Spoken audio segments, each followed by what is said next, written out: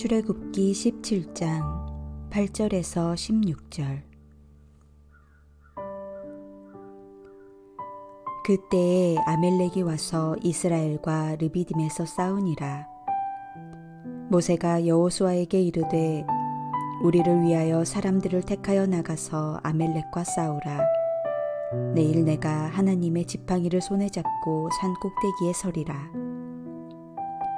여호수아가 모세의 말대로 행하여 아멜렉과 싸우고 모세와 아론과 훌은 산 꼭대기에 올라가서 모세가 손을 들면 이스라엘이 이기고 손을 내리면 아멜렉이 이기더니 모세의 팔이 피곤함에 그들이 돌을 가져다가 모세의 아래에 놓고 그가 그 위에 앉게 하고 아론과 훌이 한 사람은 이쪽에서 한 사람은 저쪽에서 모세의 손을 붙들어 올렸더니 그 손이 해가 지도록 내려오지 아니한지라.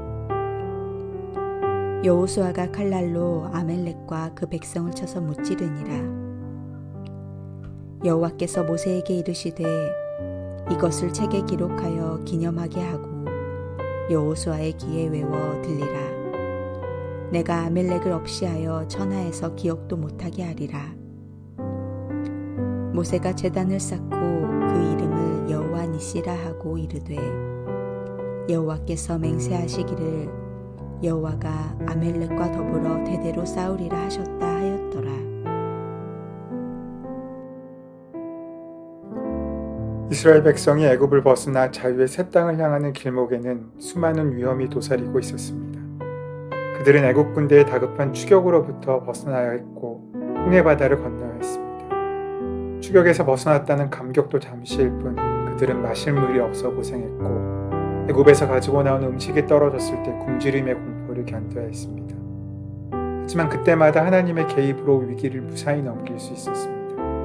그러나 그들이 아직 치러야 할 대가가 많았습니다. 자유로 향하는 여정은 그렇게 쉽게 끝날 수 없었던 것입니다. 아무것도 기대할 수 없는 광야에서 그들에게 남은 것은 생존에 대한 절박한 공포뿐이었습니다. 과연 우리가 살아남을 수 있을까? 이런 의문이 떠오르면서 그들의 연약한 본성이 드러났습니다. 그들은 작은 어려움조차 크게 느꼈고 위기가 다가오면 쉽게 지도자들에게 원망의 화살을 날렸습니다. 르비딤의 장막을 쳤을 때도 그들은 마실 물이 부족해 어려움을 겪었습니다. 모세도 어찌할 도리가 없는 순간이었습니다. 그때 하나님께서 모세에게 호렙산 반석을 치며 샘물이 솟구칠 것을 말씀하셨고 모세는 백성의 장로들이 보는 앞에서 반석에서 샘물이 솟아나게 해서 목마른 사람들의 마른 목을 축이게 했습니다. 백성들은 비로소 하나님께서 그들 중에 계심을 알았습니다. 시내반도 일원에서 유목생활을 하던 아멜렉족과의 싸움을 걸어온 때가 바로 그때였습니다. 그들은 자신들이 소중히 관리하고 있는 샘터와 오아시스 그리고 목초지를 빼앗길까 두려워 이스라엘을 몰아내려고 한 것입니다. 모세는 지금까지 내부적인 불평을 잠재우는 데 최선을 다해왔습니다. 그런데 이제는 외부로부터의 공격으로부터 이스라엘을 지켜야 하는 책임을 떠맡게 되었습니다. 홍해를 건넌 후에 이스라엘이 맞이한 최대의 위기였습니다. 그 위기를 어떻게 극복하느냐에 이스라엘 신앙 공동체의 사활이 걸려 있었던 것입니다. 애굽을 탈출한 많은 이스라엘 백성들의 행렬은 아마 그 처음과 끝을 한눈에 볼 수 없을 만큼 긴 행렬이었을 것입니다. 그리고 그 행렬의 끝에는 아무래도 건강하지 못한 사람, 연약한 사람들이 지친 몸을 이끌고 행진하고 있었겠지요. 그런데 유랑민족인 아멜렉 민족이 행렬 끝에 있는 사람들에게 약탈을 일삼고 있었습니다. 긴 행렬의 끝에 기습적으로 나타나 약탈을 하고 치고 빠지는 전법을 쓰니 행렬 앞쪽에서 손쓸 겨를도 없이 행렬의 끝자락에 있던 약한 사람들이 당하고만 있을 수밖에 없었던 것입니다. 하나님께서는 이렇게 약한 자를 괴롭히는 아멜렉 민족을 치시고 연약한 백성을 위로하십니다. 하나님께서는 연약한 자로 괴롭히는 것을 절대로 용납하지 않으신다는 것을 우리는 이미 알 수 있습니다. 14절에서 16절까지 말씀입니다. 여호와께서 모세에게 이르시되 이것을 책에 기록하여 기념하게 하고 여호수아의 귀에 외워 들으라. 내가 아멜렉을 없이하여 천하에도 기억 못하게 하리라. 모세가 제단을 쌓고 그 이름을 여호와 니시라 하고 이르되 여호와께서 맹세하기를 여호와가 아멜렉과 더불어 대대로 싸우리라 하셨다 하였더라.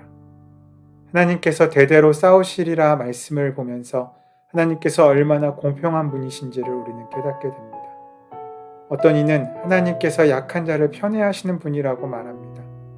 약한 자에 대해 관심을 가지고 살피시는 분이라는 것을 강조한 말이기도 하겠습니다. 성경을 읽어가면 읽어갈수록 하나님을 알아가면 알아갈수록 하나님은 약한 자의 하나님이시라는 사실은 움직일 수 없는 진리입니다.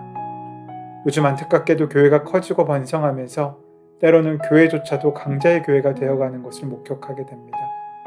어느 집단이나 가진 자와 가지지 못한 자, 누리는 자와 소외받는 자가 있기 마련입니다. 그 자체를 부인할 수는 없습니다. 하지만 있는 사람들끼리 모여 자신의 것을 누리고 즐기는 것에 대해 이야기하는 동안 하나님의 최대 관심의 대상 중에 하나인 약자들이 잊혀져 간다는 사실을 우리는 명심해야 합니다.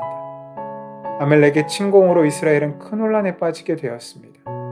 모세는 장정들을 선발하여 그 아멜렉과 맞서 싸우라고 이릅니다. 모세는 여호수아에게 군사들을 가려 뽑아서 내일의 전투에 대비하라면서 자기는 하나님의 지팡이를 손에 잡고 산 꼭대기에 서겠다고 합니다.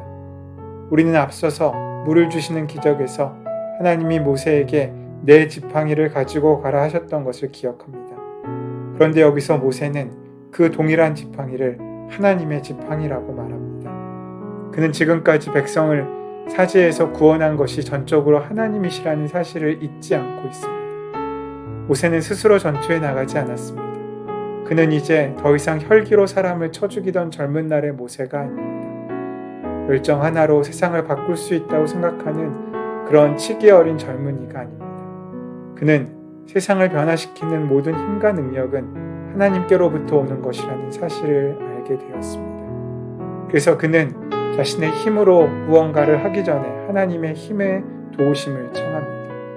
여기서 모세가 손을 잡겠다고 말한 그 지팡이는 하나님이 함께 하심을 상징합니다. 모세는 애굽의 마술사들과 대결할 때에도 그 지팡이를 들고 있었습니다. 호렙산에 반석을 쳐서 물이 솟아나게 한 것도 그 지팡이였습니다.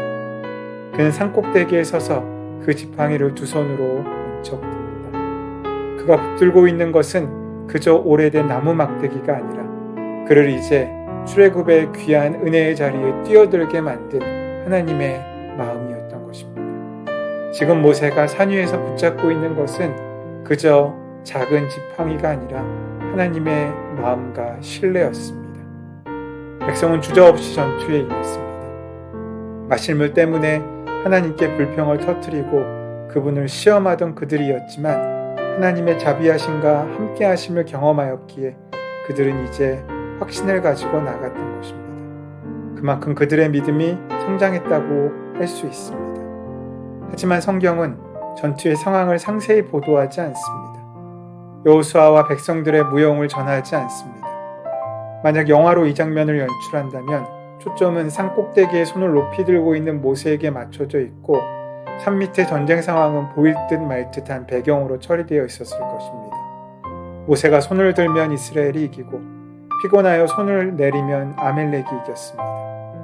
전쟁의 상황을 지나치게 단순화시키는 것처럼 보이지만 출애굽기의 기자는 전쟁의 승리는 하나님께 있다는 사실을 보여주고 싶었던 것입니다.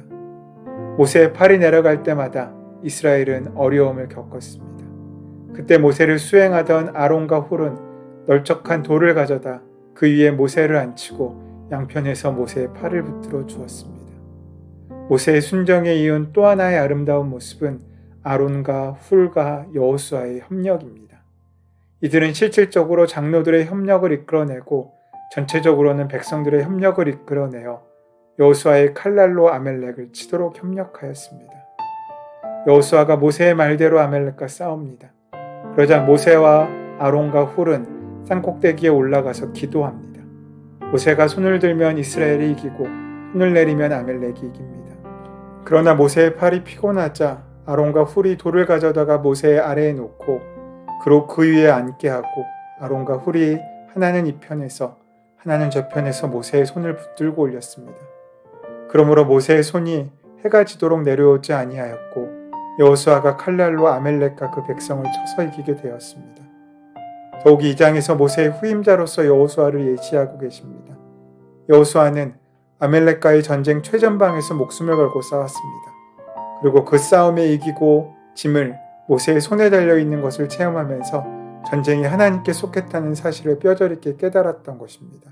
그리고 이 사실을 모세의 40년의 사역을 가까이에서 지켜보면서 그 마음에 깊이 새겼을 것입니다.